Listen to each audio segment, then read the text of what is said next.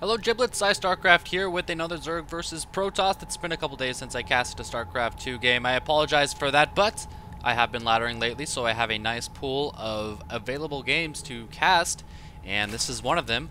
If you guys haven't been checking out my Facebook page, I've been leaving some updates for all of you. I'm calling them Ladder Diaries.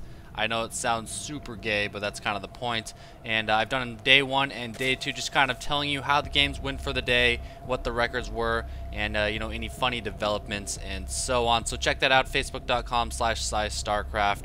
It's not too long of a read, and most people are saying it's pretty entertaining. So yeah, give that a look. I want to address something real fast. A lot of you have been asking about the t-shirt contest. The deadline for that, the entries, was April 8th. It is past April 8th, so I will no longer be accepting any more emails. So I hope you got your submission in. I've got a ton of submissions. I've got over 20 audio entries, over 10 video entries, and over 100 banner entries. So the judging might take a while. I want to get it done before April. I still haven't really come up with any sound criteria for judging them yet. So I think I'll just kind of play it by ear. But if you get second place, you can now win, instead of that size shirt, you can now win the Psysic shirt. And if you want to know what the Psysic shirt looks like, check the description. It's one of the most amazing things I've ever seen in my entire life, except for that one time that Midge did that one thing to that fat dude that one time. I just totally... God damn it! I finally have a good original joke, and I butcher it with my illegible... Can't speak. Anyway, as a ZVP, I am going 14 pool at about 16 out of 18. I'm trying to expand, but of course, this guy being a Protoss is going to be a dick about it and won't let me expand. He actually canceled this pylon. Now, something Protoss are doing nowadays is canceling that pylon, so I've been considering, instead of just going straight for the third, you go for the third with this guy, and then you send out an additional drone to try to take the natural when he cancels it, because if I do that, this kind of stuff won't happen. He has to keep the pylon there, otherwise he'll be punished and he'll be basically just be wasting minerals. So next time I play a Protoss, oh, that drone actually goes down. The probe actually goes down. A bit careless from Soren right there. So next time I play a Protoss, I'm actually going to, when I'm sending my drone to the third, as long as he follows me with this probe, I'm going to bring out another drone and just expand here and just be like, LOL, retard. And then I'll keep my drone going to third so he throws down that pylon anyway, and then it'll be really funny.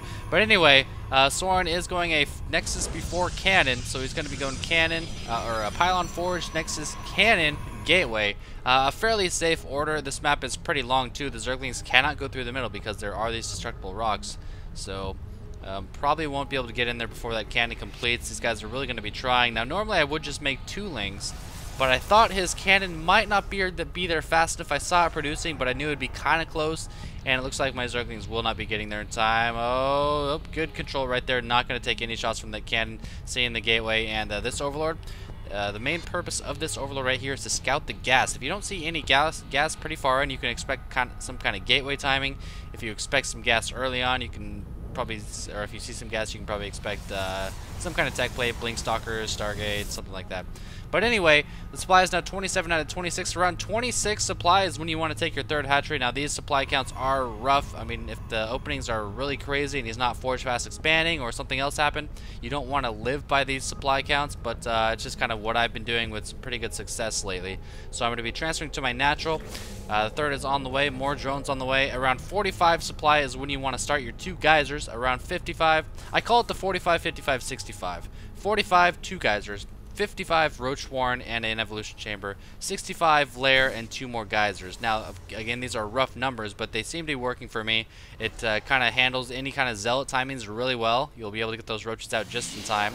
Doesn't hurt to produce lings just in case. And it sets you up for a nice macro game. So anyway, we've got these 3 lings on the tower. He could actually come out and take this tower if he wanted. I've only got 3 lings. It looks like he'll be doing just that. Got to keep control of these lings. I am going to be microing them. Try to get rid of as many shields as I can. Oh, that ling was not microed as well as the first one. He's probably not too happy about his owner. You little bastard, why'd you get me killed? I'm so young. No. He does have the proxy pylon in the northern location. He is working on his warp gates, warping in 3 gateways. 3 gateways, still running off just 1 gas. I'm not sure about the gas timings for Protoss as far as the second gas goes, but as we can see here, around 45, now starting my 2 extractors. Around 55, you're going to be seeing that Roach Warren and Evolution Chamber. I do have an additional queen as well. Always good to produce your second queen from your main hatchery in preparation for your natural, and your third queen from your natural in preparation for your third. So it's like a little leapfrog type thing, and it really works out well. You can get some creep tumors while your third is producing, and I always like getting a 4th queen as well, just to start spreading that creep. Sometimes I forget though, it's something I'm working on. And as you can see here, around 55, Roach Warren and Evolution Chamber coming up, and it still looks like Soren just now taking his 3rd and 4th gas. He's now working on a robotics facility, so he's on 4 gateway, robo facility, and double gas. So this is kind of weird. I think this means Colossi? I don't know, man. I'm so bad at like reading what Protoss are doing. I really need to analyze Protoss games more often, not just my own. And so like when I'm watching replays, I know what leads to what and so on. But anyway, we are seeing quite the unusual proxy pylon here from Soren. He's not content with this one up here. He's going to just kind of build it right in the middle of nowhere. I guess sometimes the best place to hide it is the most obvious place, but I guess I don't really have any scouting. Anyway, here he comes with a 6 Zealot pressure, 4 of them being Warpins, but there are 6 Roaches and 6 Lings on the way. Now this is kind of a tricky balancing act situation. Does the Protoss go for the hatchery, or does the Protoss try to kill whatever units the Zerg sends at him? In this case, it looks like he will be going for the hatchery. It looks like he might take it down. It's over halfway down. These drones need to come out and help these Roaches. I need to get these Lings in there too. These Lings are just sitting there, you lazy motherfuckers. No, this hatchery's gonna go down. Is there energy on the Queen? 4950. Transfusion at the last second. Oh, the transfusion saving the hatchery. 125 life is what it heals, and there's 83 remaining. Now, I mean, you might say, well, why doesn't he just send in a couple stalkers to finish that hatchery off? Well, it's going to be tough at this point. If the Zealots come from this direction, there's no way they'd be able to before the Roaches were able to take care of them. And stalkers, they don't do the best DPS, so it would be close as well. But I was able to save that hatchery, and judging by these Warpins, he's not going to be trying to finish it off anytime soon. So pretty lucky play, a bit fortunate that I did have that excess energy because of the lack of injects, but you know, whatever. Now this layer is super late, You can see I'm starting the layer at like 96, and that's because I was so preoccupied with pumping out Roaches to take down this Zealot attack. I'm kind of a bit behind on my timings. Now harvester count's looking fine, 50 to 56. Now you got to remember the Protoss eventually, as he produces more probes, is going to be oversaturated, so that's actually a good thing. This probe is kind of sitting within the smoke here, and this Sling is going to be monitoring this third base as much as he can. Lots of sentries coming out here, so Soren probably going to be taking a third base here. Yep, there it goes. Lots of sentries usually means third base. It's similar to like a 3-gate expand. If they got a lot of sentries, or even like a 1-gate expand, down goes that probe. Then they're probably going to be taking a third, this observer in a nice location, scout out the tech, scout out what rallying units I have, and so on. Oh, this is getting skirmished a little bit by these Lings. These guys need to get the heck out of there. A couple Lings would be nice for the watchtower, and run they do. Hydra Den on the way. That's a bit unusual. Now, I don't know what made me choose a Hydra Den here. I did see some Immortals, and in the past, Roach anything loses to Immortal Sentry, except maybe Mutos, I don't know. So I did choose to go Hydras for non-Stargate units, which I don't know if that was a good idea, as opposed to just constantly producing Roaches, but Immortals are just so damn good, I wasn't really sure what to do. Tell me what you guys would have done in this situation. He still hasn't gone for this third hatchery. Harvester count now 77. Need to think about taking my 4th here. There it is right there. 12 Hydras on the way. +1 range attack on the way, as well as Roach speed. I do like to get Burrow, just for burrowing to the 4th location. A lot of times you can get some good Ling run-bys, do some damage, then burrow over here. And it's a real nuisance. They have to spend a lot of time trying to take out burrowed units in your mineral line. And these 2 Zealots being warped in, going to be going for this hatchery. He's got nice upgrades. He's been chrono boosting his upgrades quite well. +1 attack and +1 armor. Is his hatchery going to go down? It's probably going to be pretty close. Nice saturation on each of my bases here. The opponent still continuing to pump out those Immortals. I've got an infestation bit on the way, and it is canceled at the last second. Able to bait one more Warpin of the Zealots, and now I'm going to be taking down this. Oh, I hope I'm going to be taking down this pylon. Look at the food count. It's now 163, or 185 to 117. Again, if you max out on Roach Hydra against a Protoss, you have to do something about it, especially because he is now getting Colossi. He's getting the Thermal Lances, he's getting his first Colossus. You've got to do something with Roach Hydra. Now, he does have this pesky little observer, so he might be ready for whatever I throw at him. But I'm crossing my fingers, man. The great thing about Daybreak is there's several places to attack. You can attack from up here, you can attack from down here, and I guess there's just 2 places to attack. But that's more than some maps, okay? That's more than some maps.